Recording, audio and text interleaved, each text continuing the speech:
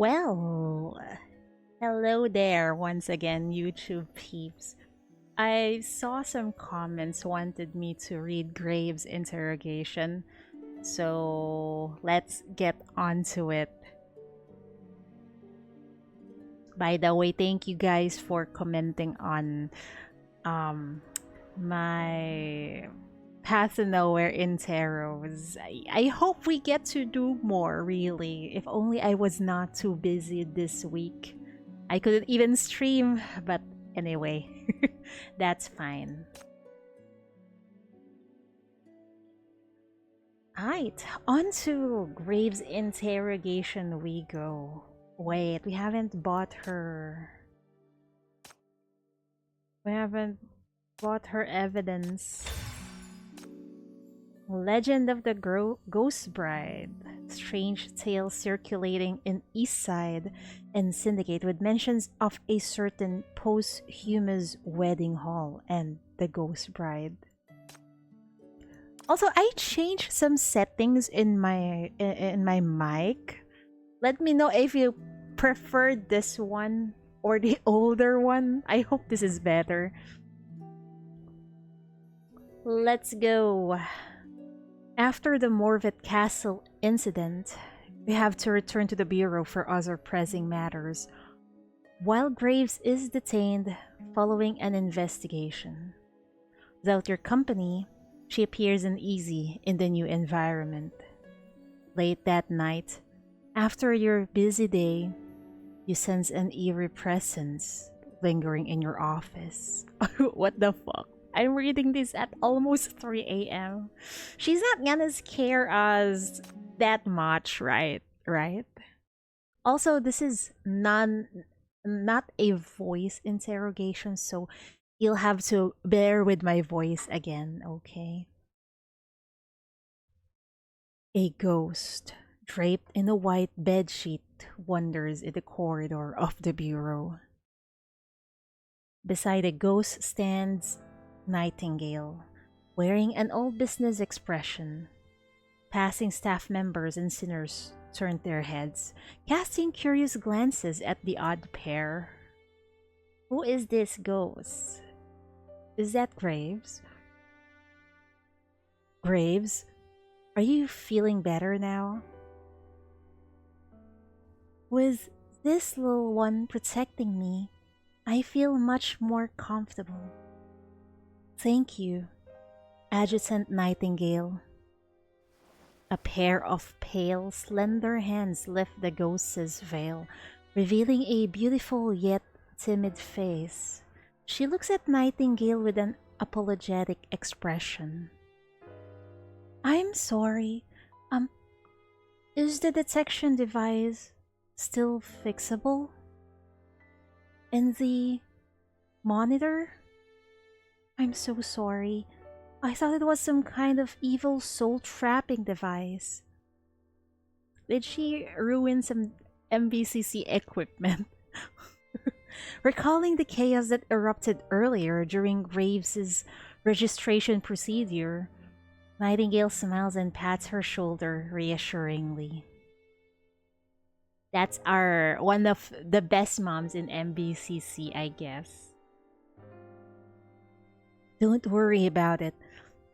I've already notified the maintenance team. This was my oversight. I should have explained the equipment's functions beforehand.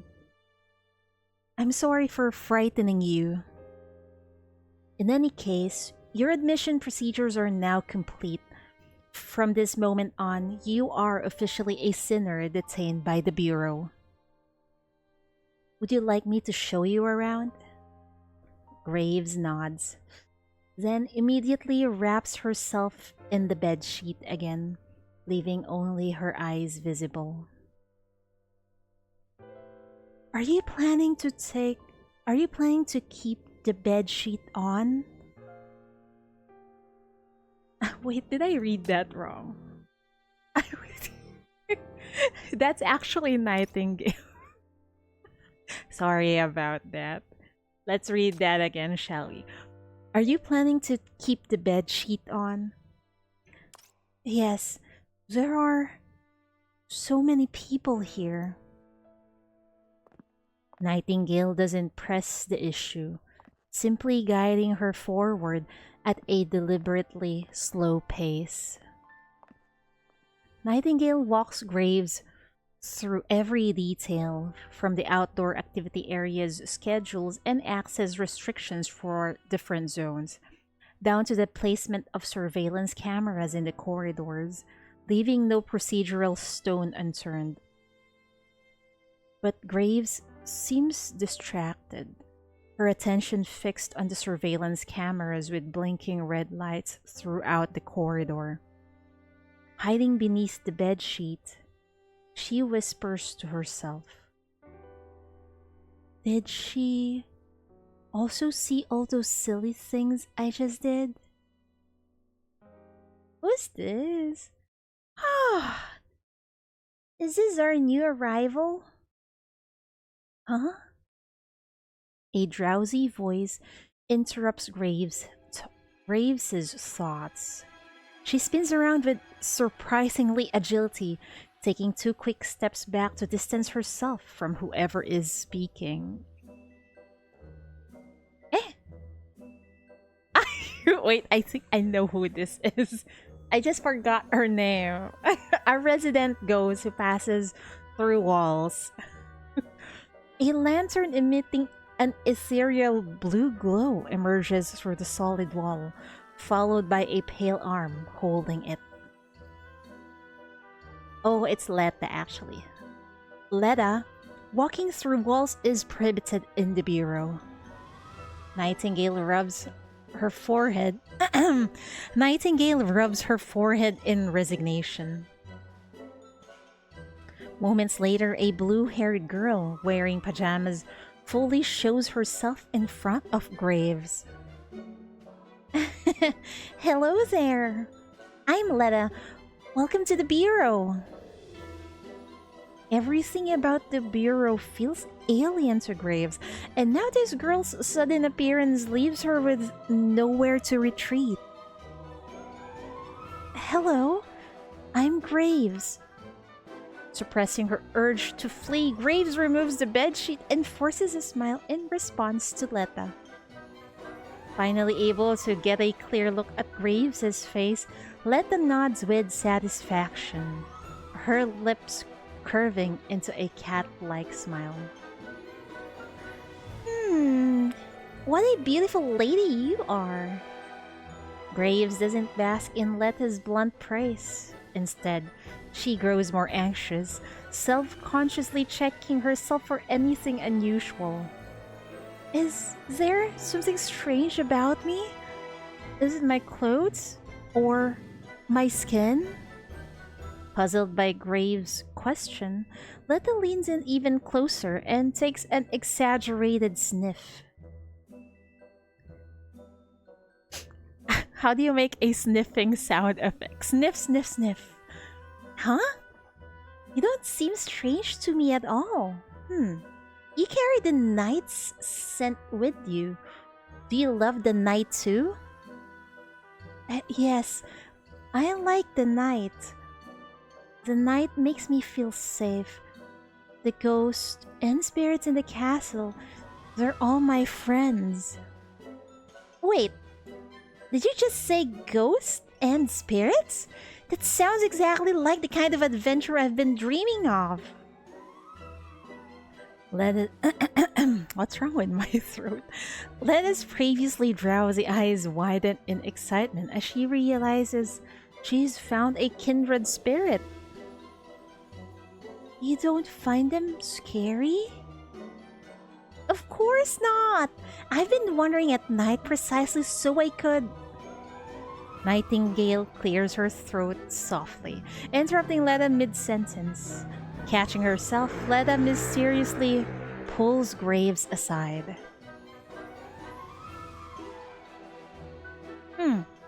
I'll explain later.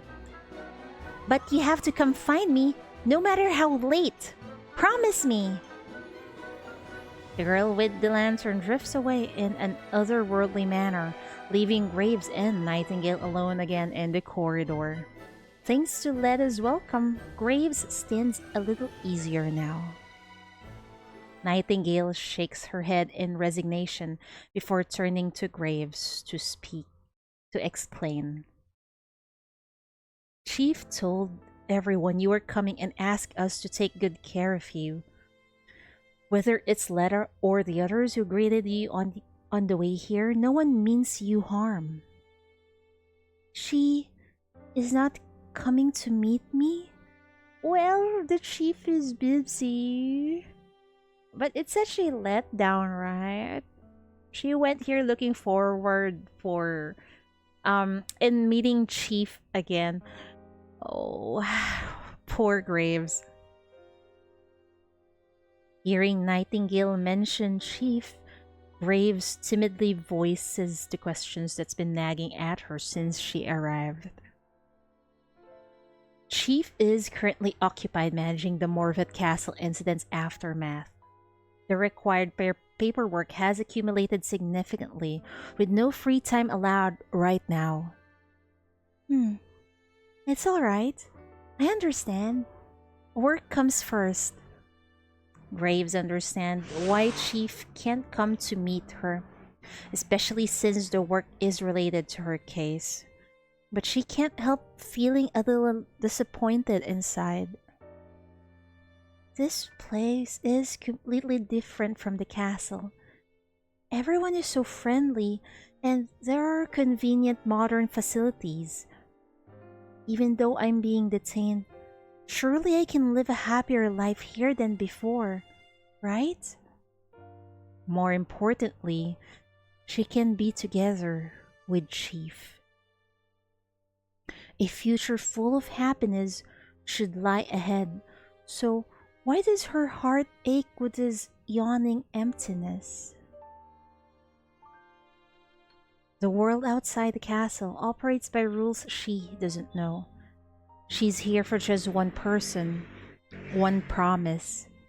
However, this place wasn't made for her. Graves glances back the way they came, past the sealed doors and the sturdy bars. However comfortable the amenities, this place still exists to detain sinners. For normal people, these barriers offer protection, but for a monster like her, they stand as layers of cages. Once inside, there's no escape. In the castle's embrace, night was her ally. Darkness meant invisibility, meant forgetting the face she feared was monstrous, so long as no one saw her. But this place offers no such refuge. Unblinking security cameras trace her every movement, and sooner or later, they'll peel her secrets bare. If one day everyone discovers her hideous appearance, would these people still show her the same kindness? Do I really deserve to stay here? Is this really where I can stay? At this moment, she finds herself missing her castle and the friends she left behind. Would it be possible for me to go back sometime? Not escape, just to see my friends there occasionally. Under normal circumstances, detained sinners require authorization to leave Bureau premises. However, special requests may be submitted to Chief for consideration. If I submit a request, does that mean I get to see her? Graves' eyes light up as she looks eagerly at Nightingale. With a gentle smile, Nightingale holds up her communication device. Chief is quite busy and might not be able to review your request immediately. Would you like me to contact Chief and ask for an expedited response? Graves hesitates for a moment. However, fears the longing to see her now. She swallows it. A proper bride doesn't add to her love's burdens, especially when she's already drowning in work. No need. It's not that urgent. Oh, so she is like, if Graves loves someone, she yearns so much. So she's a yearner. I see. Minno's Bureau of Crisis Control late at night. It's already late at night, yet the office lights are still on. You stretch your stiff shoulders and glance at the time. It's already this late? Your eyes sweep over the calendar on your desk, and you suddenly remember that today is Graves' first official day at the Bureau. Or, technically speaking, it's already yesterday. First day at the Bureau. I wonder how she's settling in. You've already spoken with Nightingale and asked other sinners to look after her. But still, stepping from a place with no people into one filled with them everywhere. Remembering how Graves cowered, trembling behind you, you can't help but grow worried about her. A tower of files mocks you from your desk, teetering with bureaucratic weight. Morvet Castle's transfers to Luminita's care still need signing off, and Graves' supervision plan demands prompt submission. And that's not all. A backlog of overdue tasks lies waiting in your terminal. With a weary sigh, you drag your attention back to the documents before you. I'll go to her after I wrap this up. Uh-oh. Uh-oh. Oh no. Oh shit. What is this horror scenario? Oh shit, man. Graves, is that you? The lamp on your desk suddenly flickers, and in that heartbeat of darkness, you sense something watching from the shadows. Maybe it's just your imagination, but the mournful sigh that ripples through your empty office sounds achingly real. You jerk your head toward the sound, but find no one in sight. Reminded of your time at the castle, you rub your eyes, trying to shake off the bone-chilling sensation that just ran through you. A loose connection? You pick up your terminal to check, but there are no notifications. You hold your breath and concentrate, straining for another trace of it. But the silence swallows everything whole. Not a creak, not a rustle. Just the deafening weight of nothingness. With your thoughts interrupted, you decide to stand up and make a cup of coffee. The machine hums softly as the bitter aroma fills the room. Taking a sip, you feel the warm liquid soothes both your body and mind. You return to your seat with the coffee, almost convinced you imagined it all. But as your eyes fall on the desktop, your heart suddenly tightens. Have the items slightly moved from their positions? Am I just too tired? Chief, you're being haunted because you forgot about Graves. You rub your strained eyes and glance toward the office door. It remains firmly shut, completely undisturbed. Your hand tightly grips the coffee cup as you hope it's just overwork making your mind play tricks on you. At this point, you'd gladly welcome someone jumping out from under your desk to give you a surprise over facing this slow drip ahead. Slow drip dread of things not quite right alone. Oh shit. After staring motionless at the door for a full minute, Confirming it shows no signs of having been opened, you blink your strained eyes and pull out your chair to sit down. But then, you find yourself unexpectedly sinking into a warm, vibrating soft cushion that wasn't there before. What? Huh? Did Chief just... Did Chief just curse or something? Like, oh, motherfucker. You leap to your feet like a startled cat. A syndicate curse slips through your lips. Ah, I see. Yeah, it is a curse. Hanging in the bureau's midnight hush. Whose sick prank is this? A list of suspects flashes through your mind, and you cautiously call out a name. Letta? No response. But whoever it is, they clearly aren't done with you. A cool breeze comes first, gently caressing your neck, carrying with it an inexplicable chill, then the dawning horror. You never opened the window. Not tonight. Not when the forecast promised cold. Oh my god, what the fuck? You rise and approach the window. It's half open when it should be closed, with curtains gently swaying. In the hazy moonlight, you're shocked to see what looks like a figure clinging to the outside. Oh shit! Its shadow stretches and contorts, impossible to identify. Whoever you are, this prank ends now. You slide the curtains open with a swift motion, determined to catch whoever is playing these ghostly tricks. But there's no one behind them. Only a note stuck to the window, written in what looked like fresh red ink. Leave here.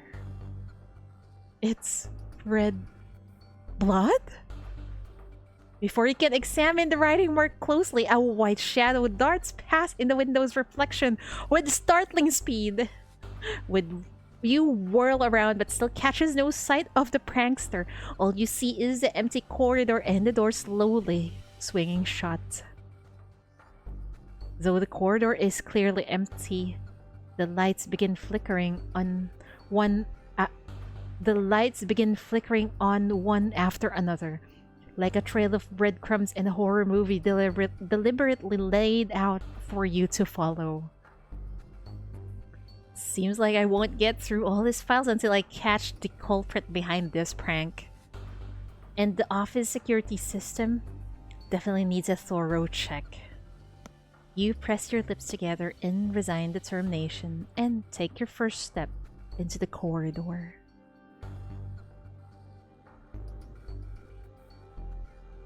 Following the trail of lights, you arrive at a partially open door. Peering inside from the doorway, you find the room shrouded in complete darkness. Scenes from horror movies flash through your mind. In those stories, people who enter such darkened rooms rarely survive to see the credits roll. Open that. You know what? This is a horror. This is a horror movie already. Let's open the door and enter. Oh dear. You slip sideways through the doorway and take a few careful steps forward, moving as silently as possible. Intermittent rustling sounds echo within the room, as if someone is rummaging through belongings in search of something.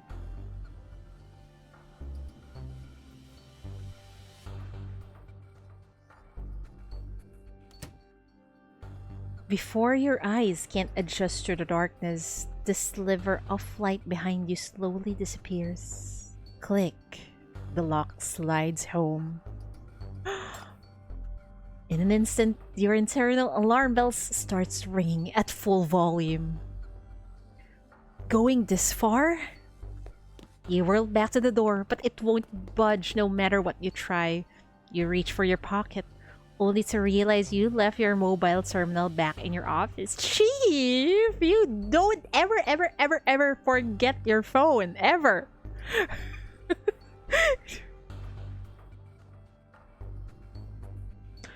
Your commotion at the door betrays your presence, and the faint, intermittent sound from nearby suddenly ceases completely. Your eyes gradually adjust to the darkness, allowing you to barely make out your surroundings.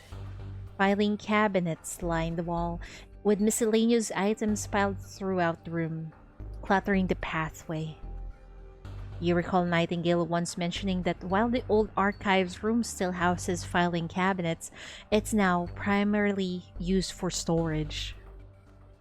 If this was just a prank aimed at you, it would have been no big deal. Under normal circumstances, you'd lean into the game, either play along with the prankster for fun or catch them red-handed. But why would this culprit deliberately lead you to the old archives room and start searching through its contents? What exactly are they after? Me? In the darkness, heavy footsteps and sound of fabric dragging across the floor gradually approach. The two of you are trapped in a deadly game of cat and mouse within the confines of this room.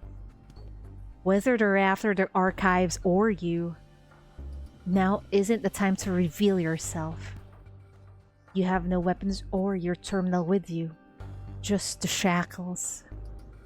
You hold your breath and squeeze into the narrow gap between the nearest cabinet and the wall. A shadow peels itself from the darkness, gliding past where your noise has betrayed you. After checking the door, they resume drifting between the filing cabinets. This is so fucking creepy, man. Do they believe you've already left? Is that why they've resumed searching so intently? We can't quite make sense of their behavior. Few people would be interested in MBCC archives. Only those researching sinners or seeking internal the city intelligence. Confidential files no longer remain here. But that's a fact outsiders are not aware of. A spy? Since it's not actually some supernatural entity, this will be much easier to handle. Their sloppy movement betrays them. No professional, just an amateur playing at danger. You believe you can manage this alone. Visiting MBCC in the dead of the night? May I ask what brings you here? You step out from your hiding place and confidently position yourself in the middle of the pathway, deliberately kicking over a box at your feet. There's no point in hiding, and these ghost games are amateur hour. Why not have a proper conversation instead? You casually rub your wrist, ready to activate your shackles at a moment's notice. In the darkness, you sense a cold, silent presence approaching from behind. A sudden chill of dread slithers like a snake, slowly climbing from your ankles, up your legs, your waist. You spin around and with quick reflexes, but your opponent moves even faster. Your fingers only manage to graze the edge of their clothing. Holding your breath, you wait for the perfect moment to unleash your shackles. The familiar cold presence returns, but this time, a pair of equally cold hands creep up from behind, wrapping around your neck. What the fuck, girl? Just as those hands are about to tighten around your throat, you suddenly grab the intruder's wrist. Press and hold the shackles. This is all a fucking misunderstanding. Ow, ow! A red light flashes, forcing the hands around your neck to release their grip. With the slightest push, you send the intruder stumbling backward. A familiar voice cries out in protest as a heavy thud follows. Graves, is actually your fault because that's kind of creepy. You know, trying to grip Chief's throat with your hands. You reach out with your slightly trembling hand to find the light switch. With a click, the room is instantly flooded with light. Graves? The sight before you leaves you torn between laughter and speechlessness. A familiar sight has stumbled awkwardly into a box of plastic rubber ducks, her legs flailing as she struggles to free herself. Did she just stuck her ass in a box full of rubber ducks and now she cannot get up?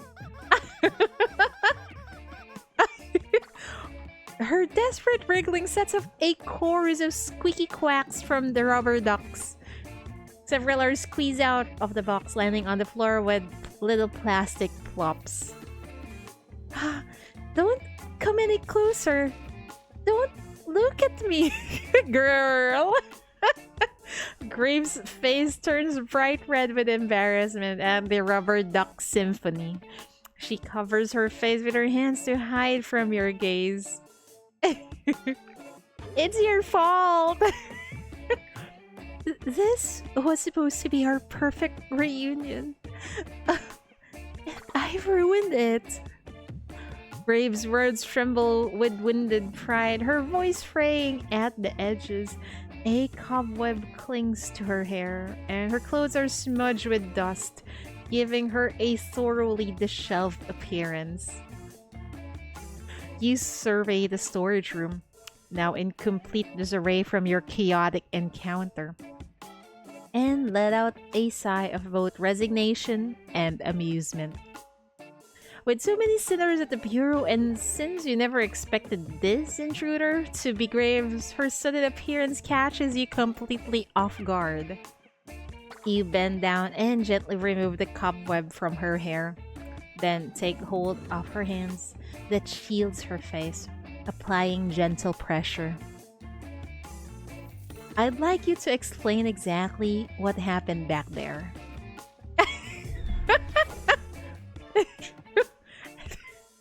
That is just so funny.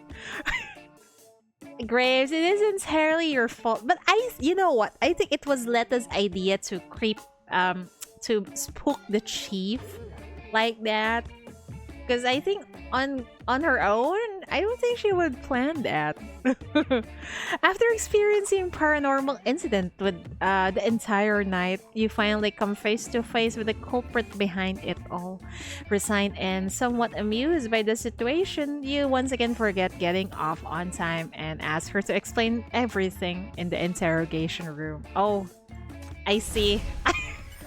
So that's how she finds herself in the interrogation room. It's all a freaking misunderstanding.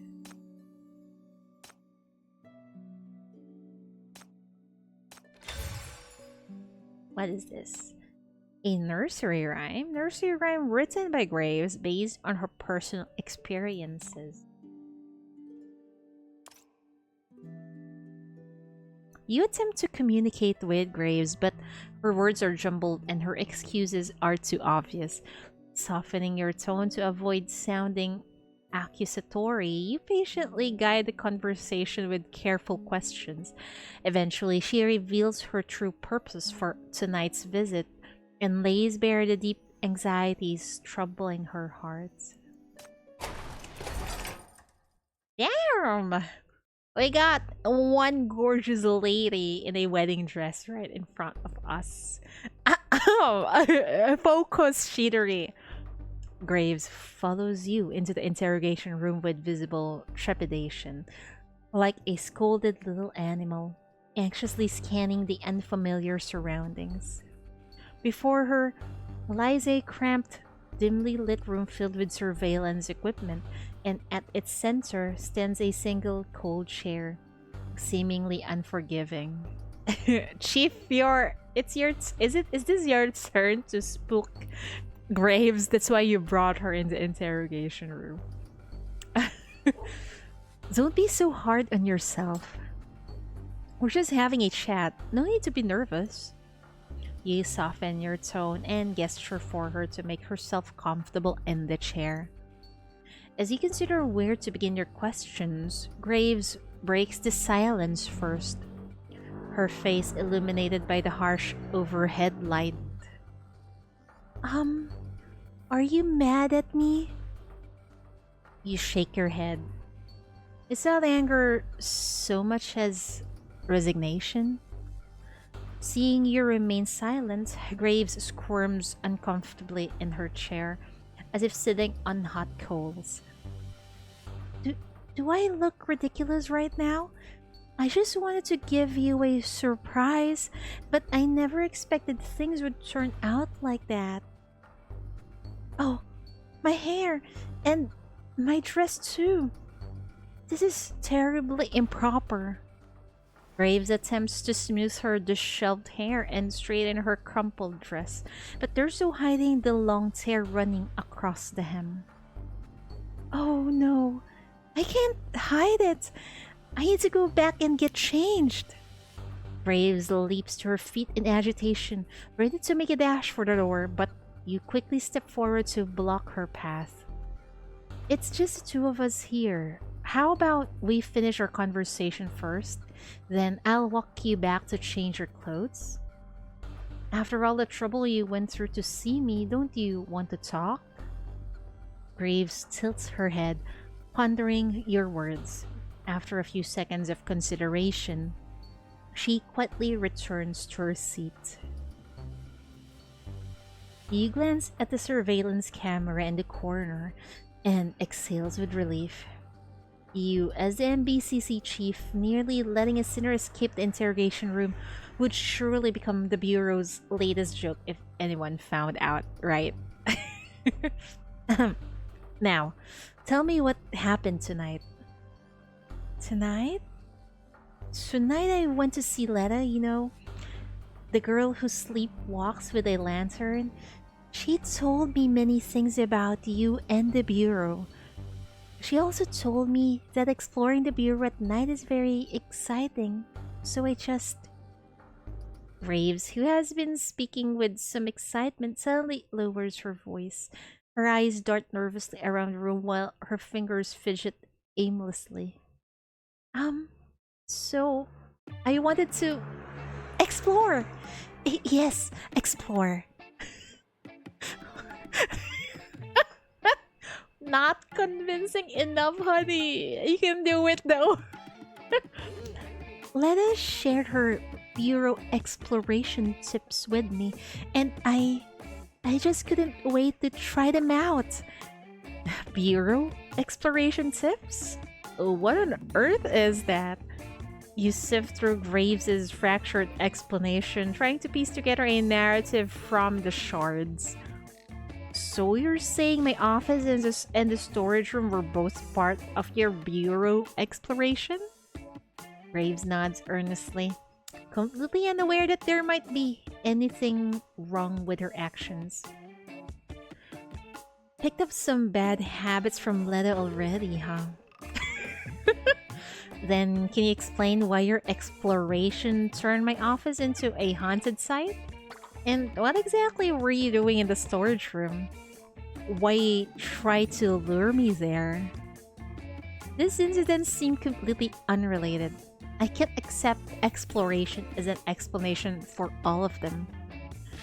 The barrage of questions come to overwhelming. Graves parrots them back, but can't formulate any coherent answers. Please, don't ask so many questions at once. I can't keep up. Haunted?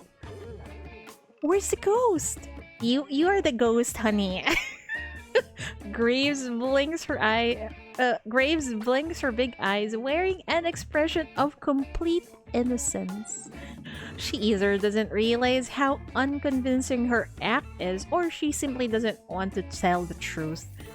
You drag a sigh from deep in your chest, feigning sadness, as her evasiveness is a personal betrayal. I thought we were close enough to share everything with each other. I never expected you'd feel more loyal to Letta after knowing her for just one day. That's not true. We're closer than anyone. Nothing compares. Spurred by your emotional expression, Graves immediately sits up straight, eager to prove her loyalty to you. Just ask and I won't hide anything from you. Really? Graves nods repeatedly, her gaze as solemn and determined as if she were to make a sacred vow. Then answer my question honestly. The truth is, you genuinely can't parse Graves' logic. What's her motivation for her behavior? Why she has been so evasive with her answers? Is she trying to get your attention? Or does she need to do something to validate her own existence?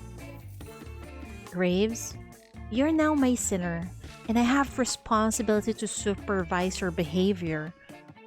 About tonight, I'm not here to blame you. We can call it a prank or whatever kind of interaction you wanted to have with me. I just want to understand why you did it. I want to get to know the real you, so don't dodge my question or be afraid to speak honestly, okay? You carefully keep any trace of blame out of your voice.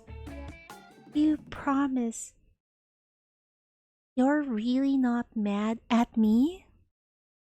I promise I'm not angry and I don't dislike you. I just want us to really talk. Your words visibly put Graves at ease. The nervous flutter of her hands stills as she sits up attentively, waiting for your questions.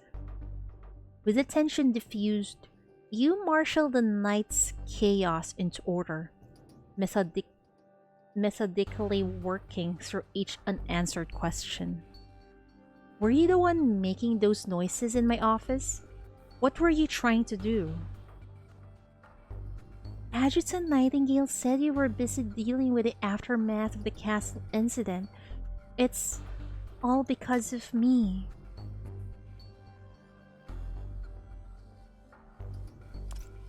I may not have much experience, but I know that a proper bride should help ease her love's burdens. So, I just wanted to help you. I didn't mean to disturb you, really. I snuck in secretly because I didn't want to distract you. So those paranormal activities happened because you were trying to help me? Graves nods with an innocent expression, seemingly genuinely truthful. Did you move things on my desk? You notice it? I thought I did a good job hiding myself. Graves lowers her head, anxiously interlocking her fingers. I wanted to bring you water at first, but you were already making coffee, so I thought I'd help tidy up your desk instead. But I couldn't understand any of your files, so I just moved them around and, couldn't do it well. Her tone turns frustrated, clearly dissatisfied with her earlier attempt. What's with that strange message cushion? Strange? Is there something wrong with the cushion? Noticing your peculiar expression, Graves continues to explain. Sitting too long is bad for your health, so I specifically asked Adjutant Nightingale for a premium cushion. You don't like it? Graves watches you with an eager, expectant expression, waiting for your answer. But the thought of your skin touching that cushion still prickles your mind. Next time you can just give me the gift directly. What's with the note written in blood on the window? Blood? How could there be blood? Are you hurt? Graves anxiously examines your hands, only to find no signs of bleeding. You pull the note you took from the window out of your pocket and hand it to her. This isn't blood, it's lipstick.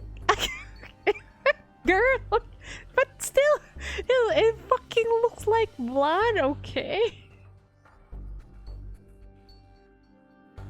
wanted you to stop working and get some rest, but didn't want to interrupt, so I just stuck the note on your window, hoping you'd notice it. I saw you holding your head, so I opened the window for you. How was it? Did the cold night breeze make you feel any better? Graves' explanation leaves you speechless in resignation. We can't help but wonder how on earth she has managed to turn acts of kindness into something straight out of a ghost story. It's probably because of her quote-unquote friend's influence on her. Well, I can see that these are just your unique ways of showing concern, but what were you doing in the storage room? Why did you try to lead me there? Graves falls silent for a moment, and you notice the tips of her ears slowly turning red. What is it that she finds so difficult to explain? I wasn't trying to lead you there. I just haven't fully mastered the Bureau exploration tips and got caught by you. Lena taught me how to sneak into your office. In exchange, I had to help her find secret treasure. In a sheepish manner, she holds up a rubber duck she took from the storage room when leaving. Lena told me that after a long day of overtime work, soaking in a relaxing hot bath with rubber ducks to play with is the most delightful thing ever. Well, not really. A hot bath, yes, but with rubber ducks? No. But I guess we appreciate the thought. So, she promised me that if I found the rubber ducks, she would share some with me. So what do you think? Do you like it? Graves' fingers tighten reflexively around the duck, a soft quack escaping as she anxiously watches for your reaction. So your original plan was to find rubber ducks in the storage room, then sneak into my room and prepare a bath? Graves nods sheepishly. You picture yourself returning to your room after overtime and finding a bathtub filled with water and a flotilla of rubber ducks.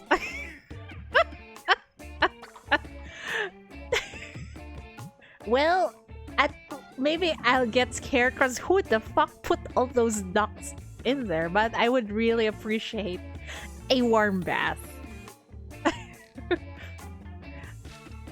Well, you suppose that would count as a surprise? I was in the storage room looking for this box of rubber ducks when I heard the door close. I thought someone caught me. But then no one appeared, so I thought I must have imagined things. When I heard your voice, I was terrified. Too scared to move or answer. Then I realized you'd mistaken me for an intruder, so I had to come out. Since I had no choice but to show myself, I was planning to give you a hug to celebrate our reunion, but instead you used your shackles on me. It's all a fucking misunderstanding. As she speaks, Graves grew visibly upset. The memory of pain from the shackles still makes her shudder, and her voice takes on a hurt tone.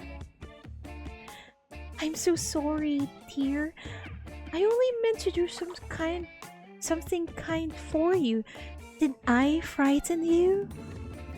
Now that you have learned the whole story, you realize it was all just a misunderstanding. Yes. So, who exactly closed the storage room's door? Wasn't it you? You and Graves exchange bewildered looks, both having assumed the other closed the door. Could this be a genuine paranormal occurrence in the Bureau? You push aside the creeping unease within you and continue your conversation with Graves.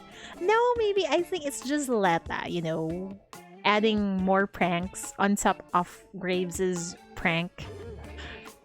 Anyway, thank you for your kind intentions, Graves. You've made a friend on your first day at the Bureau. That's a good start. Just maybe don't follow Letta's example. Wandering around the Bureau in the middle of the night, it can give people quite a fright. You meant to lighten the mood with a little humor, but your words seems to have brought more unease to Graves instead.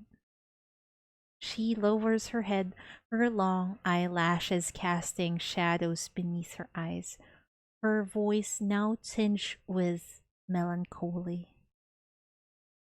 Yes, everyone has been so kind, greeting me, showing me around, explaining where to go, when to be there, and who to ask for help. This place has everything: comfortable spaces, convenient facilities, new things I've never seen before. It's nothing like the castle. Though Graves speaks of warm things, the air around her grows ice cold. The shackles connecting you both begin to tremble faintly. Sensing Graves' emotional shift, you speak softly to comfort her, guiding the conversation based on her own words. But is all this actually overwhelming you? I don't know. I just feel like I have to do something. It all feels so unreal. I'm afraid that if I close my eyes, everything will vanish. I'll lose you, lose these new friends, just like what happened in the past. Man, that won't ever happen again, okay? If people saw the real me, they would run away screaming, wouldn't they? No one wants to be friends with a monster. Not everyone is you, willing to stand by a monster's side. Graves needs to trust other people other than the chief. Taking things without permission is stealing. Ooh, not a stray nobody wants. You're a thief too. No wonder your parents left you. Not all people are those kids, okay? Still pretending you're not a monster? If you weren't one, why'd they throw you away? Yeah, when that old nun grabbed you, did she even know you were a freaky little monster?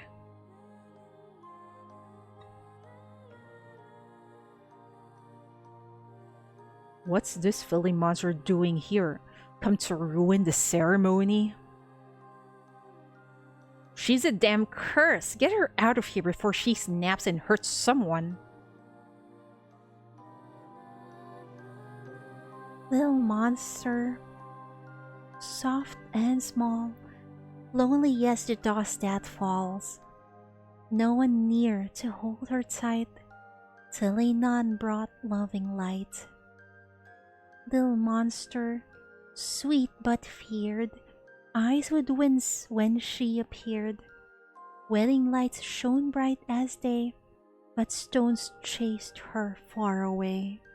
Man, that is so sad.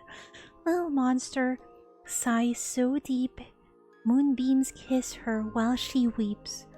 If her face shone like a star, would love find her where they are? With eyes closed, Graves gently sways her head, softly murmuring the nursery rhyme she wrote herself. I really thought this time I wouldn't be left behind again. I believed Elsie would stay with me forever. But in the end, she was scared of me too. I was left all alone again. After she left, the castle faded into dust, and I became the unwanted little monster again. A monster in a ruined castle. How perfect. Then, as time went by, new faces came to the castle. Number 15, Dullahan. At last, I had friends who were just like me. Graves' voice drifts hazy with recollection. I made a wish upon the ring, and there you were. You promised you'd never leave, then brought me to the bureau. I've never been this happy. But this place, it's too wonderful. So wonderful that I feel I don't belong here at all. I'm so scared. Can a monster like me really keep all this? Do I really deserve to feel happy? Graves stretches out her hands. They're empty, hands that have never truly held onto anything. That's why when she finally has something to call her own, it all feels too surreal to be true. Although you've told her to embrace herself fully and to love herself, years of pain still pulls her thoughts toward darker places. To truly instill belief in this anxious, insecure girl, you must do something. Something that's more than just words. Take her hand. You don't have to fuss over me or go out of your way to prove anything. I'm the one who failed. I never noticed how insecure you felt. You've had so little to hold on to in life. You're scared that, just like before, this happiness is nothing but another bubble, ready to pop at any time. In your world, love always comes with conditions, and being left behind is the norm. But that's wrong. You deliberately keep your speech slow, as if trying to imprint these words deep into Graves' heart. I love Chief so much, man. You can trust my promises. I will honor every word I've spoken to you. No matter what happens, I won't leave you. And I won't let anyone hurt you. Of course, if you feel the urge to do something to put yourself at ease, to prove everything you have now is real. You pause for a moment, the corners of her mouth lifting into a faint smile. Then, why not just work with me directly? Work with you? She tilts her head in confusion, her voice tinged with uncertainty. You nod, already having a plan in mind. Even in fairy tales, after the happy ending comes ordinary everyday life. Alright, the interrogation is over. As we agreed, I'll walk you back now. People often fears... Man, well, I guess it's not really... We cannot quickly heal Graves' wound, you know? So she needs more encouragement. And thank goodness Chief is there to guide her. People often fear and doubt things they have never had. That's true. Graves feels out of place at the Bureau, and you believe it's your responsibility to change that. A pledge unfulfilled is nothing more than an empty promise, but every promise you make is always backed by action.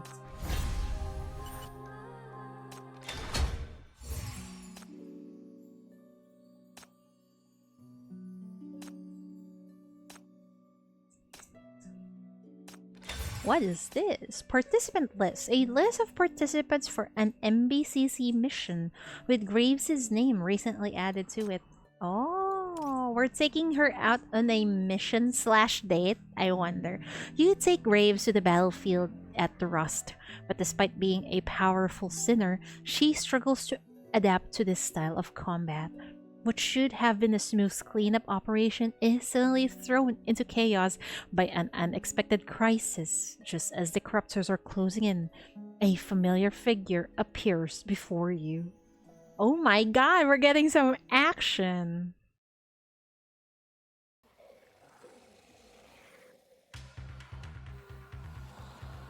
On the battlefield at the Rust, the roars of corruptors pierce the air from every direction.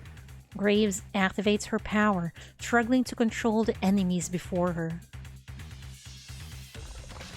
Confronted by the overwhelming horde of corruptors, well-equipped contamination cleanup units, MBCC staff, and the sinners fight together in a coordinated effort, steadily pressing the corruptors into a tightening encirclement. Yet for Graves, a novice to the battlefield, their circumstances appear far from promising. My eyes can't keep track of everything, and my power too slow to activate. The corruptors' howls resonate like mournful death knells, their grotesque faces looking even more terrifying in the dim light. Having already subdued one corruptor, another slowly emerges from the shadows. Graves finds herself unable to concentrate on both. It's too late! The corruptor's claws are mere inches from Graves, her power still not taking effect on this one. She barely twists her body to the side, bracing herself for the inevitable impact. Snap out of it! This is a battlefield! A bright red baseball bat delivers a powerful blow to the corruptor's head, sending it spinning several times before slumping lifelessly to the ground, its body collapsing in a heap. You, new here? Name's Dolly. Stick behind if you're scared. Wouldn't want my bat to accidentally knock you into next week. The sinner before her shows a wide grin. Unlike Graves, Dolly shows not a trace of fear toward the corruptors. Instead, she swings her bat powerfully through the air, winding up for the next strike. These disgusting freaks are ruining my view. I'll wipe out every last one. Come on, let's see how many pieces I can break you into. Like this! Even before her words fade, another corruptor is sent hurtling through the air by the force of her bat, producing a dull thud as it crashes into the distance. Immediately after, a burst of electricity lights up the surroundings as an arrow crackling with sparks shoots down from above, accurately piercing through the corruptor's skull. Oh dear. Is our fiery little girl throwing another tantrum? Looks like you still need the invincible EMP to deliver the fatal blow. How's that for the skill? A flamboyant figure sporting a bow on her back emerges, a self-satisfied smirk dancing at the edge of her lips as she boldly juts her chin towards the sinner brandishing the baseball bat. Oh, you wanna talk big? Fine. My bat versus your arrow. Let's find out who bleeds first. Whoa, whoa! I was just kidding. Point that bat at the enemy. Crazy. We'll still got newbie watching us. Hey. Hey, hey? Oh, it's hey, hey, hey, hey! Retreating at lightning speed, she narrowly avoids Dolly's bat, comically shielding her rear end before pivoting towards Graves. They're just trying to light up the mood, I think. Hey, first time on the mission? Relax. With the invisible me watching your back, these losers will even know what's hit them. Thank you both.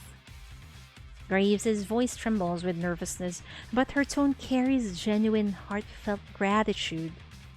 After eliminating the corruptors near Graves, Dolly and EMP return to their positions, playfully squabbling with each other along the way. In the midst of the chaos, Graves grapples with her own power, striving to acclimate swiftly to the battlefield. Her abilities are potent, but the cadence of genuine combat proves to be quite a challenge for her. Chaotic shouts and violent collisions echo across the battlefield. Graves' heart pounds frantically in her chest as she fumbles through each movement. Without her teammates' cover and support, she would certainly have been injured by now. Graves' gaze drifts toward the front lines, where Chief is intently monitoring the battlefield, adjusting strategies and directing the combat operations. The entire team executes the battle plan with clockwork precision, apparently unaffected by her mistakes. Am I actually being helpful? You are! This is your first mission! It's okay to make mistakes! I hope her confidence won't plunge after this. Then, what can I do? Since this is your first combat mission, just stay behind the team and provide mobile support. Don't worry, I'll be close by. You noticed the commotion around Graves earlier, but with EMP and Dolly there to help, you weren't concerned. With the battlefield situation now stable, you temporarily leave the front line and make your way towards her. How's it? Not as scary as you imagined, right? Graves looked up, forcing an awkward smile, then gently smooths down your upturned collar. Everyone's so good at this. I'm really grateful they helped me earlier. I'm not much help, and I've been holding everyone back. Her voice gradually fades into a whisper tinged with self-reproach. Her gaze descends lower and lower, as if she yearns for the ground to swallow her whole.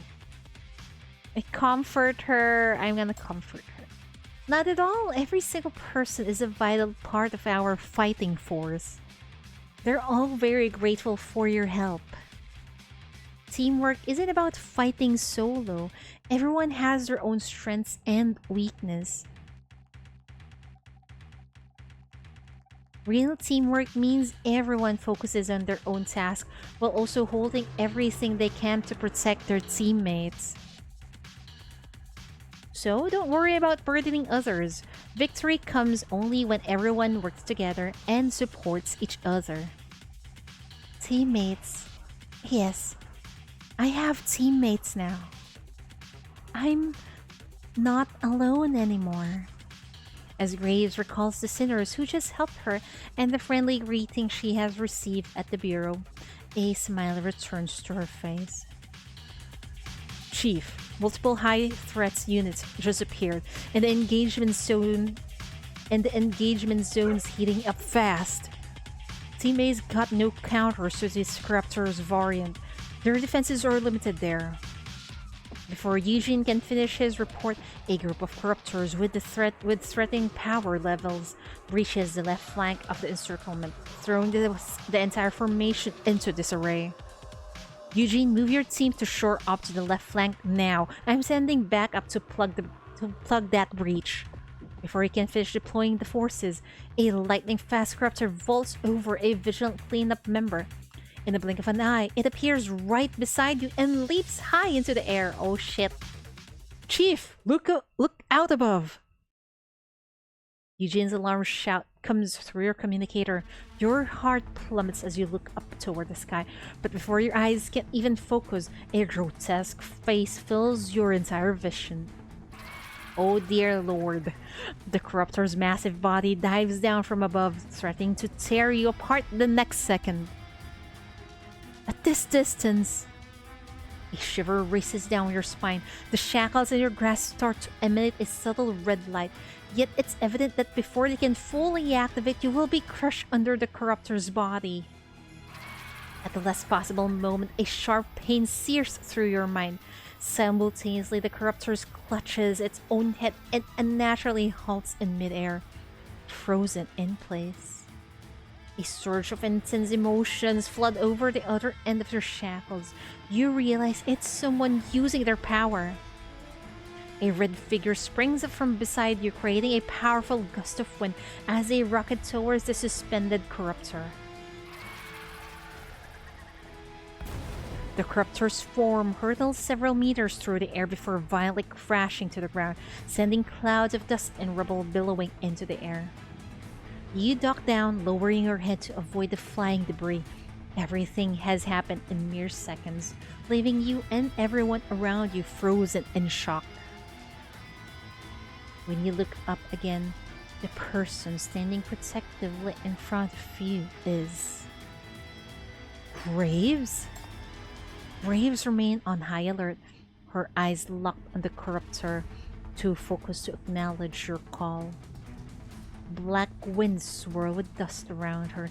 The mania enveloping her body resonates with the contamination lingering in the rust. Surges of mania energy pulse through the air, converging into an oppressive force. She stands amid the crimson haze, her shoulder rising and falling with each labored breath. Her once porcelain skin blooms with splotches of red, the delicate fabric of her dress now a canvas of spreading stains of mania. Mania has twisted her delicate features into something feral. A rising tide of red spreads across her eyes, erasing their former composure and leaving only murderous intent and menace. She stands before you, transformed into something almost monstrous, the same form you once witnessed in the castle. Her condition is highly unstable, with the infection rate continuing to rise, but the shackles that bind her to you have not yet completely failed. In the mere seconds the corruptor that was knocked away has already regained its footing. It moves with frightening speed, the impact making the ground tremble and sending up clouds of dust. Graves moves in unsettling ways you can't quite follow. Almost imperceptible waves of power ripple through the air, and suddenly the corruptor stumbles, its limbs growing sluggish, as if its senses are being suppressed by some unknown force. Yet, even with its movements restricted, the corruptor continues to attack on pure instinct. Though it can't control its body, its wild flailing punches are enough to keep everyone at bay. Several times, those massive fists nearly touch Graves, missing her only to strike the ground with a thunderous impact.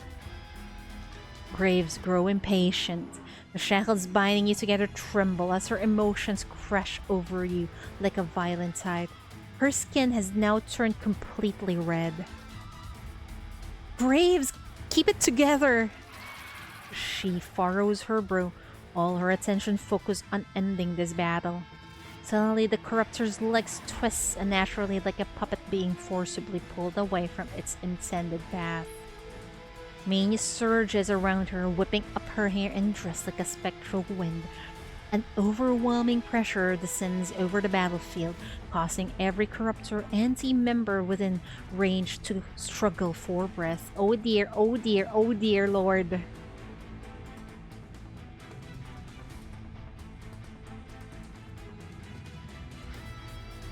Finally, the corruptor's resistance breaks.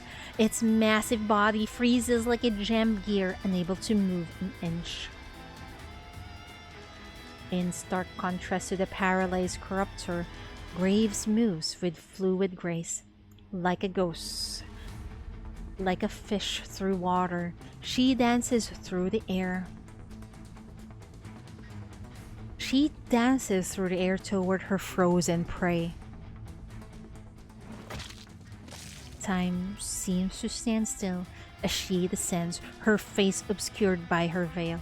A dagger, appearing in her hand from nowhere, glides forward with gentle precision, skillfully slipping between bones to pierce the corruptor's heart. That is so freaking smooth. Flesh tears as the corruptor releases its final wail before going completely still. Graves twists her wrist, rendering the wound wider until the dagger pierces straight through the enemy's chest. Oh my good lord, that is so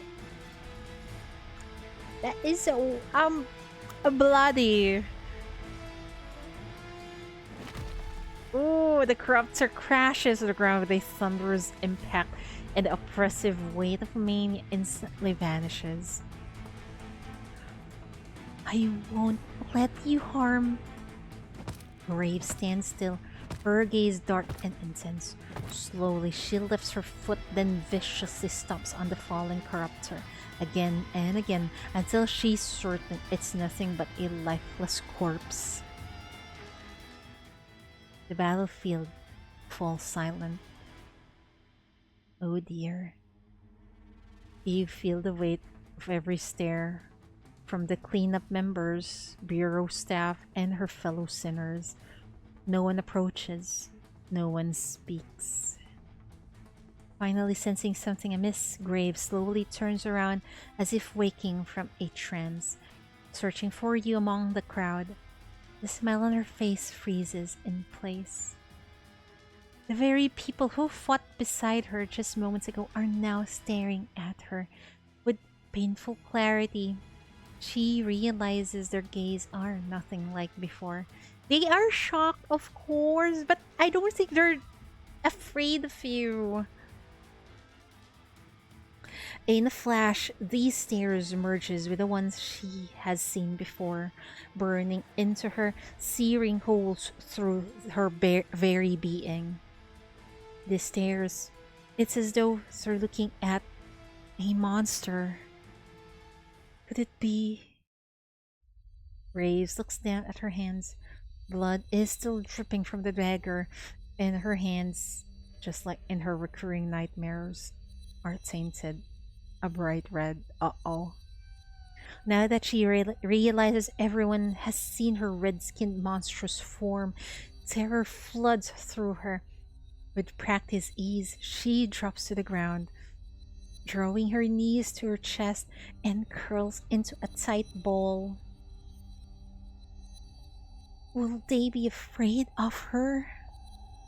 Will they laugh at her? Will they throw stones at her? Do they see her as just another corruptor, another monster to be purged? She buries her head forcefully into the crook of her arm, too afraid to look up, until a gentle breeze stirs around her, until the sound of leather shoes approaching reaches her ears, until Graves has exhausted every terrible consequence her mind can conjure. The silence stretches, thick enough to choke on, then shatters as cheers erupt around her, catching her completely off guard. Nice work, rookie! Straight through the corruptor's heart! That was a perfect home run! Holy hell! If I'd known you packed this much firepower, I'd have dragged you everywhere. Just imagine how invisible we'd look together. The invisible EMP with an ace like you! In response to their cues, a chorus of admiration reaches Graves' ear. Bewildered, she raises her head just enough to peek through a small gap and finds the team already moving. Reinvigorated, charging toward the remaining corruptors with newfound ferocity. These corruptors are disgusting when they cluster. Let's move. Don't leave a single one behind. Wait, I read single one alive, I mean. Hell yeah, now I'm amped. Since I'm stuck on this mission, I'm gonna make damn sure they remember me. Dolly and EMP continue their usual rowdy banter, while what Graves consider an earth-shattering seems to be just another moment in the mission to them.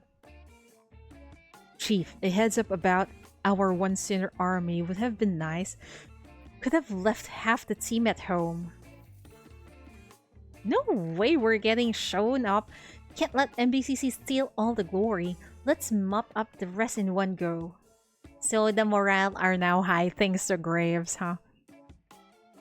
No one seems to care about Graves look different than before. There's no stones thrown her way. No hushed voices gossiping behind covered mouths, and certainly no one collapsing in terror at the sight of her, because not everyone is like those horrible people you've met before. You approach Graves, crouching down beside her as she remains curled up in confusion, and give her a reassuring pat. See? I told you. Even when you reveal your true self, they don't hate you. That was a close call. Thanks for the save. You were unstoppable out there. Maybe Nightingale's right. I should step back and let you take center stage and shine. Take center stage? And shine?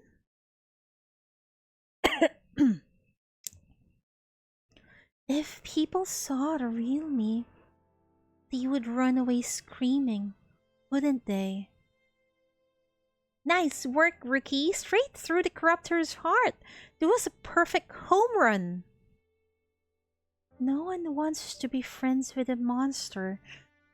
Not everyone is you, willing to stand by a monster's side. Holy hell! If I'd known you packed this much firepower, I'd have dragged you everywhere. Just imagine how invisible we'd look together. The invincible EMP with an ace like you. I'm so scared. Can a monster like me really keep all this? Do I really deserve to feel happy? Of course, honey! Oh my god, you deserve to be happy after everything you've been through. You really are a wonderful person, and you deserve everything you have right now. You extend your hand, assisting Graves to her feet. Her dress is marred by contamination, blood, and mud. Her veil is in disarray, yet none of it can obscure the radiance that shines from within her. Your dress got dirty because of me. Again. I have been watching you this whole fight. At first you couldn't keep up your eyes, unsure, reactions just off, but then you gradually found your groove. You even protected me at a crucial moment. At a critical moment. I wasn't really sure about throwing you into battle this soon, but I worried the longer I waited, the more insecure you would grow. If I were always by your side, then I would be your only source of security. That's no way to grow. That's right. I want you to connect with others, learn how teamwork feels, or that other people need you too. It's not just my recognition that matters, it's everyone's. But what if I messed everything up? Want the real truth? I've got a tiny selfish streak in this too. I want everyone to know that this bride of mine, who's newly joined the Bureau, isn't just beautiful, she's also an incredibly powerful sinner. You glance toward the other sinners locked in fierce combat in the distance, tilting your head up slightly. Besides, even if you make a mistake, that's why we're a team. I trust them to cover for any gaps. Noticing that Graves still looked anxious, you lean close to her ear and whisper so only she can hear. See? No one is afraid of you. Nothing you worried about has happened, right? Like I said, you are a wonderful person, and you deserve everything you have right now. Your words linger in Graves' ears, causing a ticklish sensation while her heart pounds rapidly. Like magic, they dissolve the anxiety that has been weighing on her heart. The gloom and fear on Graves' face vanish completely as she throws her arms around your neck, her voice brimming with excitement and joy. I helped! That means I'm useful to you, right? Of course. Emboldened by your approval, Graves abandons her fear and hesitation, unleashing her power as she charges toward every place that calls for her help. Wherever Graves goes, corruptors either stumble like marionettes tripping over their own feet and crashing to the ground, or flail wildly at thin airs as if they're hallucinating, completely losing control of their bodies. Someone's getting a little too excited, huh? Watching Graves dart enthusiastically across the battlefield, fueled by her newfound motivation, you decide now to interrupt her moment of glory and return to the front line to continue commanding the battle. Thanks to Graves' exceptional performance, the corruptors are eliminated far more quickly than expected. Is this the last one? Having pushed herself to the limits, Graves is now completely depleted of energy. She wrestles to maintain her balance, her eyelids at war with gravity itself. You notice her condition and rush to her side. Seeing you approach, Graves muster what little strength she has left to wave at you. Girl! You don't need to wave, you need to rest! But suddenly, her world spins and Graves feels herself stumbling until a pair of warm arms swiftly catch her. Chief, you are so freaking smooth. Are you okay? Did you get hurt? I'm fine and not hurt. Is the battle over? It's over. Let the others handle the final cleanup. I was helpful. Graves closes her eyes, a guileless smile spreading across her face. You respond in agreement. Helpful? You were vital. We couldn't have done it without you. Graves? You give her a slight shake, but she's dead weight on your arms. Uncertain if she has drifted off to sleep or lost consciousness, you quietly murmur a few resigned words under your breath. Going full burnout on your first mission? You really went all out. Her clothes are stained with blood and mud, yet her face radiates a contented smile, as if she's fallen into the most pleasant of dreams. She's so freaking adorable. she's like a little girl who wants to do everything her mom says, and she's going to be happy if she's helpful. Graves has revealed her true self to everyone. You know, even if she's trying to act like a mature bride for the chief, why do I get the image that she's a little girl who just want acknowledgement from her mom, her friends, and everyone. And I find that adorable, really. And also, she needs those acknowledgments to increase her oh, what's this? To increase her confidence in herself. Graves has revealed her true self to everyone, and the scenario in her worst nightmare does not play out again. During the battle, she finds friends who fight by her side and regains her long-lost confidence. The girl who grew up in solitude once believed her confined existence was all the world had to offer. Now, stepping beyond her cage, she discovers the chains that bound her have already vanished. Yay! She regained her confidence, finally. This is... I should have read this after Graves' event. I think this will, you know, nicely wrap up her event.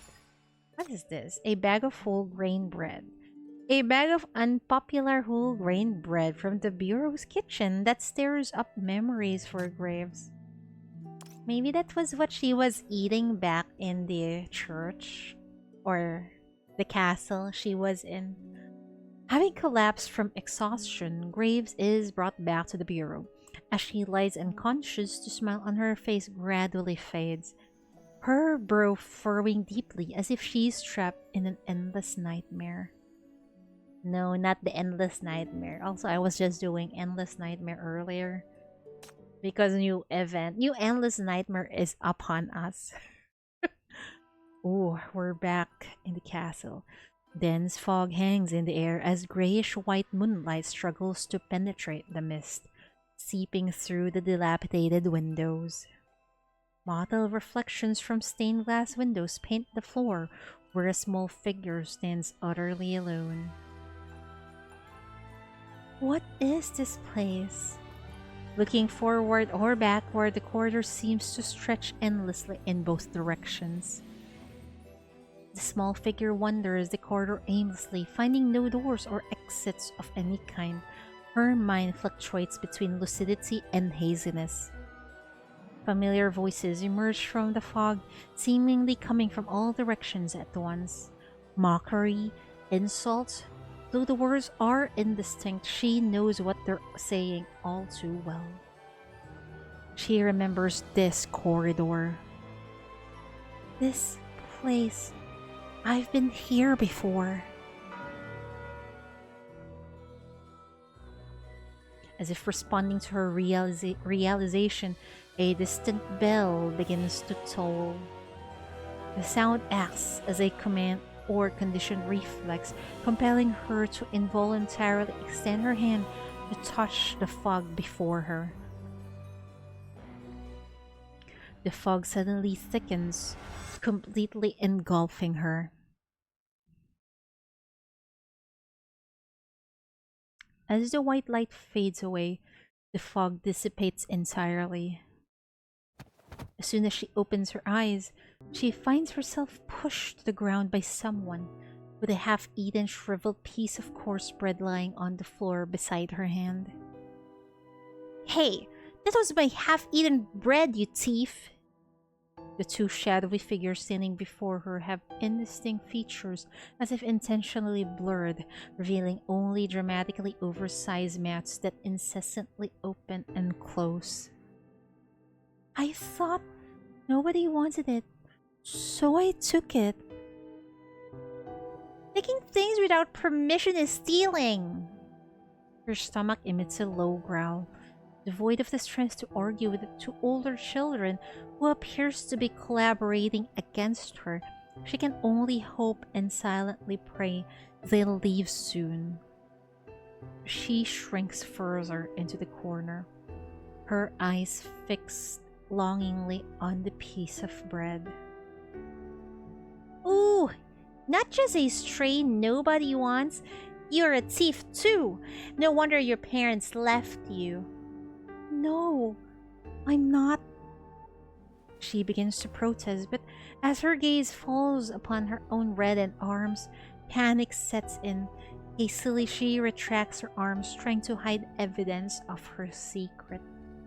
But it's already too late. The older children have spotted her red skin and grow even bolder in their mockery. "Ew, look at your gross red skin, freak. Still pretending you're not a monster? If you weren't one, why'd I throw you away?" "Yeah, when that old nun grabbed you, did she even know you were freaky? You were a freaky little monster?" Tears well up in the little monster's eyes as she desperately rubs her arms. But no matter how hard she scrubs, the red patches stubbornly stain her skin. She wants to say she's not a monster, to deny she was left behind, but in this space, she finds herself unable to voice words she has never uttered before. She is not like the others. That is truth. She was abandoned here. That too is truth. "I'm sorry. I don't want it anymore. You can have it all. It must be because I'm not good enough. That's why no one wants me." She covers her face. These words have echoed countless times before, and she believed she had grown numb to their sting, that they could no longer make her cry. But these words still cut like sharp knives, slicing through her skin and shredding her clothes piece by piece. "Right. I've heard these words before." She has been here before, countless times. Strangely, this vague sensation surfaces within her. Once more the bell tolls, shrouding her in dense fog. She drifts weightlessly, grasping at memories that vanish the moment they take shape.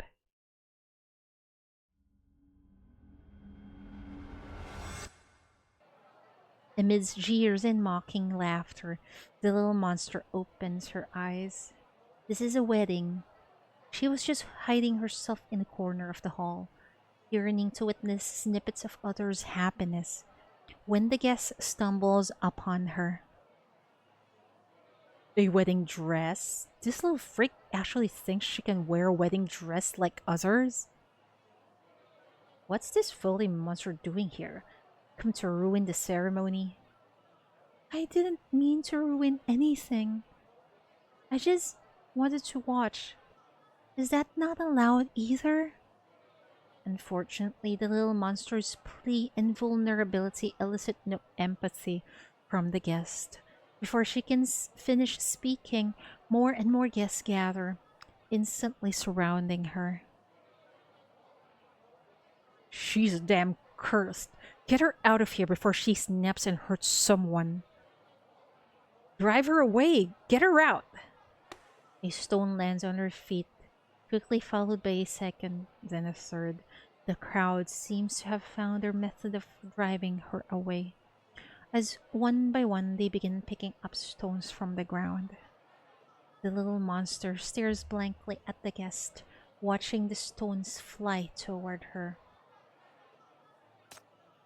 with no thought of dodging.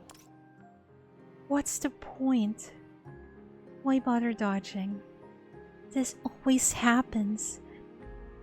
When has running ever helped?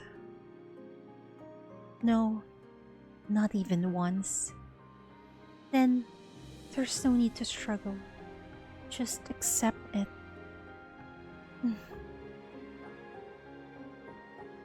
She closes her eyes, awaiting the inevitable pain about to come.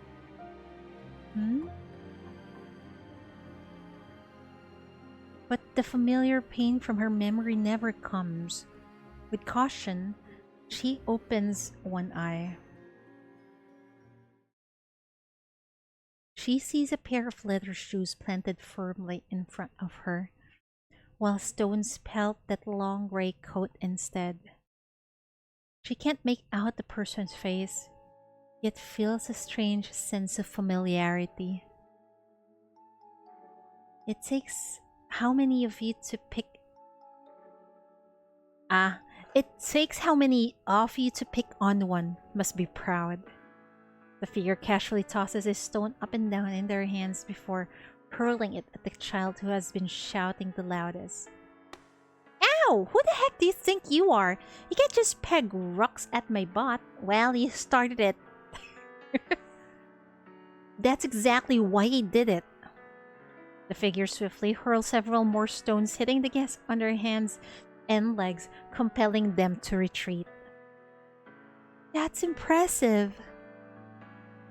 The little monster gazes at the gray-coated person before her, her eyes wide and shining with wonder. Are you an angel sent by the heaven to save me? Are you my guardian angel? You can't just sit there and take their crap. You have to fight back. The little monster covered in dirt is gently lifted to her feet, a warm hand enveloping her cold, tiny fingers. The person that picks up stone and places it in her palm. Mimicking her protector, she positions herself in a throwing stance. Aim at your target. Ready. She anxiously tightens her grip. This nightmare has haunted her many times before, but this time, something is different. This time, can I break this nightmare? However, the dreamscape appears to possess its own will. Before she can act, the familiar toll of the bell rings again.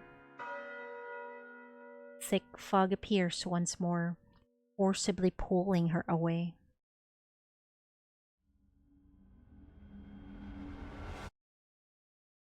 What's happening?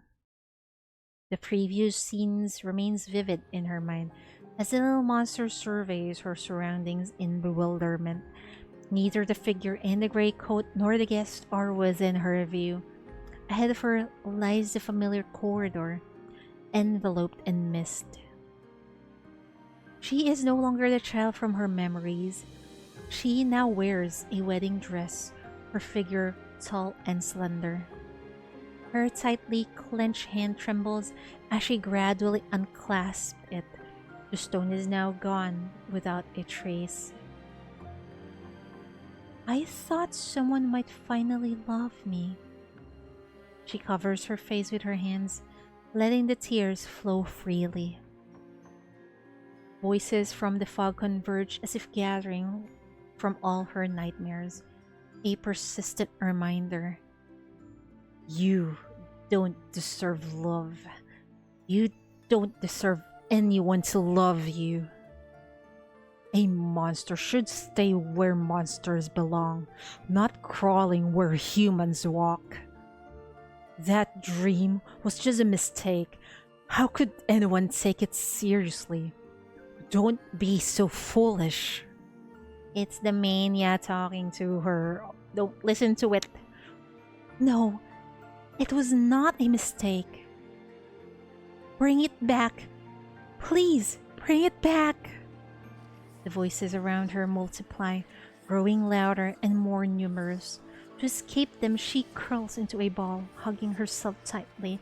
Maybe overworking herself earlier. Now her mania is probably acting up. Under the brainwashing pressure of these voices, her mind grows foggy once again, filling with thoughts that are not truly her own.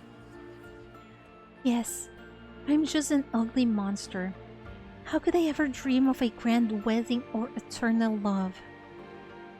Will anyone ever love me? Do I deserve to be loved? Will that person from just now ever come back? She lifts her head in confusion, struggling to remember, yet the person's face remains just beyond her grasp. That person. Who are they again? And who am I? The mist drifts like flowing vapor, transforming the moonlight into a delicate veil that drapes over her head. Time thickens to syrup as she loses herself in thought. Then, amid the floating motes of dust, a single glint of light winks at her. Mesmerized, she reaches out in a daze. A ring? Wasn't it already? Despite the obscuring mist, the ring on her finger still reflects a faint sliver of moonlight. It's an ancient ring with elaborate patterns centered on a single staring eye. Though it's never appeared in her dreams before, she somehow knows it has already shattered and vanished in reality. As this thought forms, the ring truly shatters, dissolving into specks of light that drifts throughout the dreamscape. The bell that used to chime whenever she recalled something now remains eerily silent. Multitude of dreams rush before her eyes, a myriad of grotesque faces intertwined with each other, and a cacophony of voices overlap, all beckoning her. She remembers now.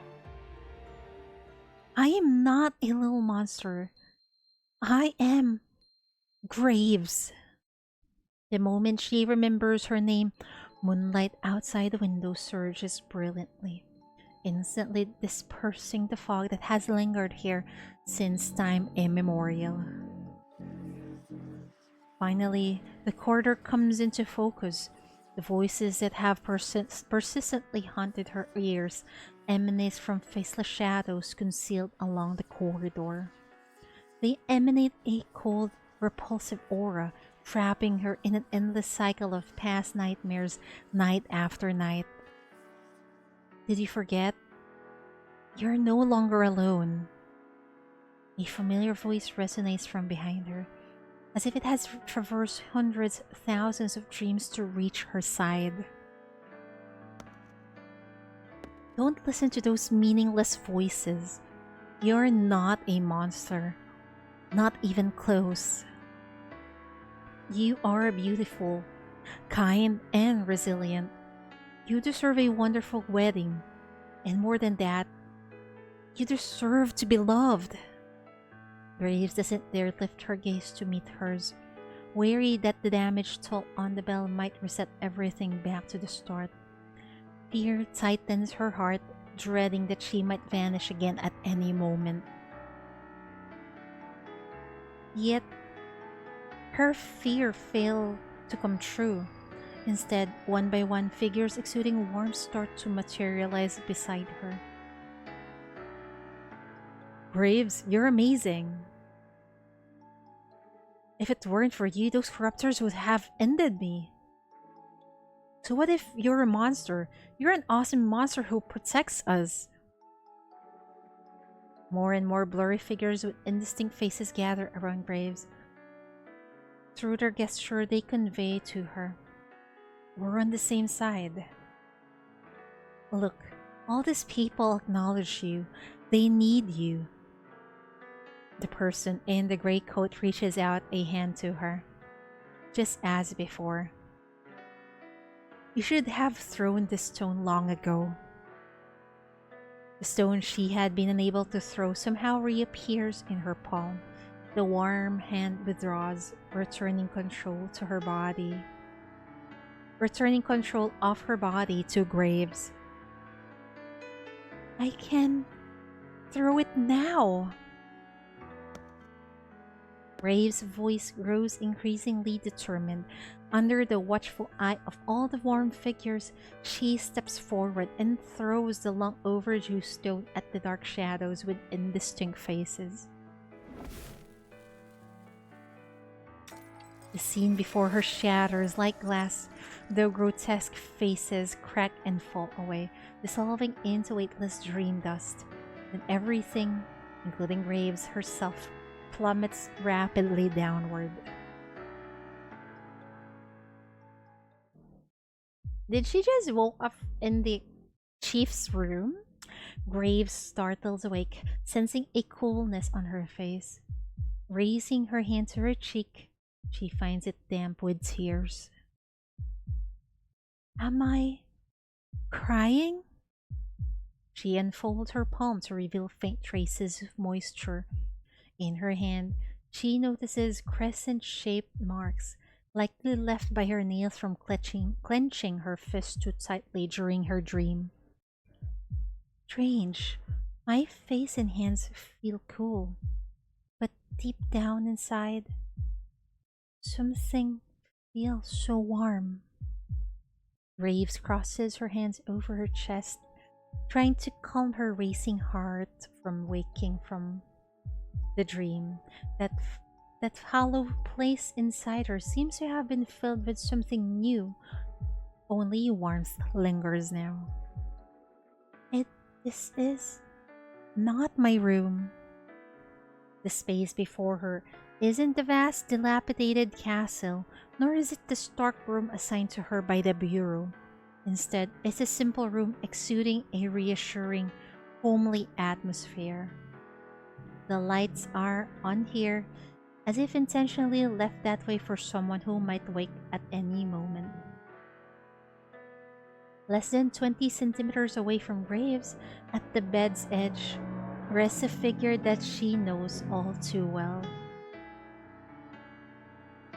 My dear?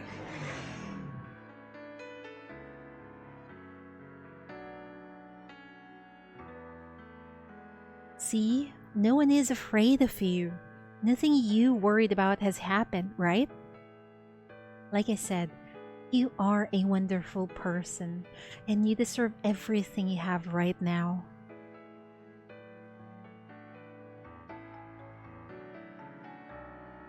As Graves hazily recalls the words she heard before losing consciousness, her cheeks grow warm. She wraps herself in the blanket and inches closer to the figure beside her. Her long hair spills across the bed sheet and pillow, intertwining with the other person's. Aww. She has no idea how long she's been unconscious, only certain that the person who has promised not to leave her is now faithfully staying by her side. Oh. Waking up in a cozy room with my love lying beside me. I'm so happy. Oh my good lord. They really shared the bed, huh? Was it a Cheap's idea, I wonder? Graves giggles with a silly grin. She feels pink bubbles fizzing in her heart as everything around her shimmer with a dreamlike glow that feels almost too wonderful to be real. She props her cheek on her hand, lying on her side, and gazing with a beaming smile at the person whose face was indistinct in her dream. You're the one in my dream, Chief. It must be you. That gray coat. I could never mistake it.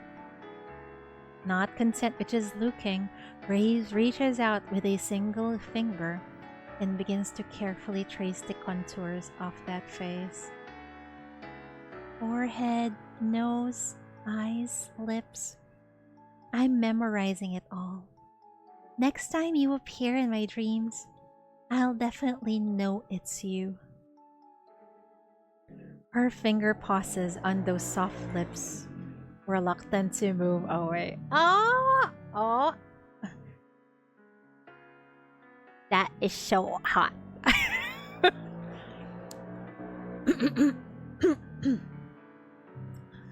Now, what are you dreaming about? Am I there too? Only silence and the sound of her own heartbeat answer her question. Graves gazes at the person, utterly mesmerized. The distance between them gradually closes until she can feel the slow, steady breath against her skin. Her own breathing quickens in response. There are no cameras watching us now. No staff, no other sinners. Just you and me. So, if I do something naughty, no one would ever know, right? Brushing the strands of her hair away from her face, Graves closes her eyes and leans slowly towards those soft lips. Oh my god! Oh my good lord! I did not expect this! Approaching with the same devotion she had witnessed in countless kisses at the old castle. Oh my god! How? Oh my god, if the other sinners know of this, they will riot for reals. Chief, how many first kisses have you had with sinners? Oh my good lord. Let's read that again. I did not fucking expect that. Brushing the strands of hair away from her face, Graves closes her eyes and leans slowly toward those soft lips, approaching with the same devotion she had witnessed in countless kisses at the cold castle. Oh my god! The fleeting touch makes the person's eyelashes flutter. Brushing against Graves, her newly gathered courage bursts like a punctured balloon, instantly deflating.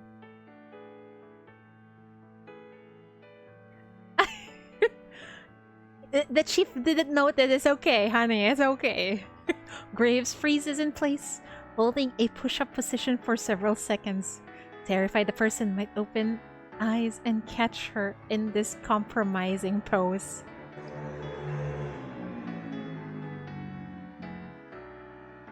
Fortunately, the person only furrows brow slightly before falling back into deep sleep. Phew! With the crisis now averted, Graves lets out a deep exhale. She meekly lies back down, wary of making any sudden movements. What am I doing? So embarrassing. It's well into the night and the bed is comfortably warm. The tense little moment has even left Graves slightly sweaty. Me too. Still, Graves nestles closer to the source of warmth, her shoulder touching the other person's as a gentle warmth passes between the two. It's odd.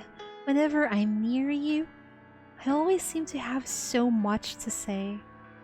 Her pounding heart is yet to calm down, and she's not ready to drift off to sleep.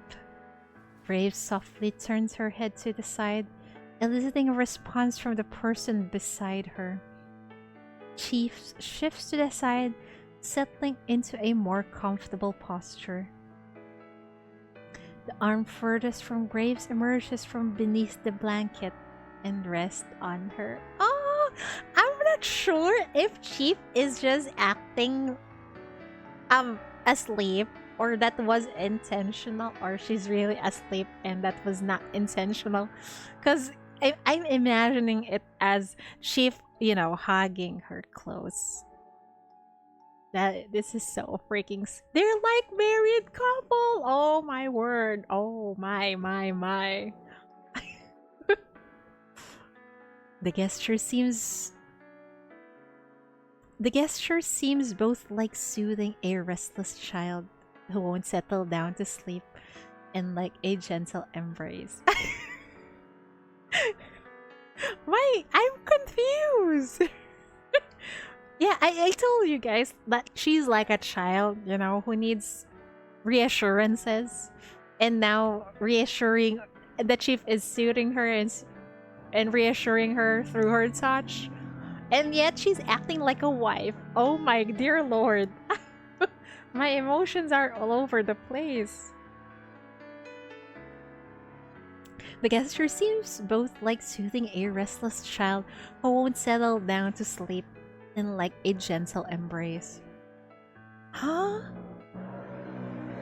The courage she had just let slip away slowly begins to return. Graves turned onto her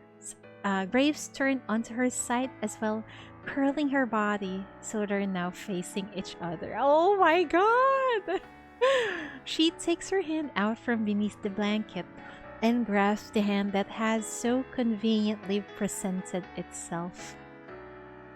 My dear, do you know? Since coming here, I think I've become greedy, wanting more than just a wedding. Going on missions, helping with logistics, I'd do anything. We could cook a meal together or plant a tree. Anything as long as I'm with you. As Graves carefully lists all the things she wants to do together, she slowly slides her hand into the one slightly larger than hers. She gently spreads those fingers one by one, then interlocks them with her own until their hands are tightly clasped together. They're just holding hands, Chidori! Oh my god! Oh, calm my heart, calm! It's so lewd! They're holding hands! And I'm imagining myself Graves pressing herself against Sheev while they hold hands. Yes, this is how it should be. This is how close we belong. With a look of contentment, Graves holds their interlaced fingers against her chest, like a maiden deep in prayer. Let me think. What else could we do together? I can't think of any more. The emptiness in Graves' heart is gradually being filled, not just with warmth and love from others, but also with her own newfound dreams of future happiness. Thank you for teaching me all this. Thank you for saving my dreams. As long as I stay by your side, these wishes will all come true. right? As she continues speaking, her soliloquies about the future gradually melt into gentle whispers, scattering throughout the room. Graves's eyelashes flutter gently as a sweet smile plays on her lips. This time, her dreams are bound to be beautiful ones. In her dreams, gone are the impenetrable fog and haunting whispers. In their place is a lover who cherishes her with tenderness and friends who accept her for who she truly is. Together, they stand guard, allowing her to slumber peacefully in sweet dreams.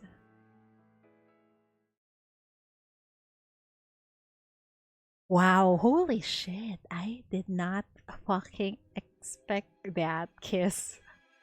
Oh my lord. How many kiss are we having now? with Chief. With Chief, I mean. Night falls over the bureau, its corridor silent and still.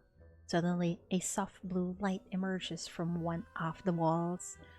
Following the light, a young girl materializes, strolling through the corridor without making a sound. As she passes by one of the rooms, she sniffs the air before coming to a sudden stop. Oh well. Someone's got a bit too excited for their midnight bureau adventure. Even so, you should still remember to close the door, pretty lady.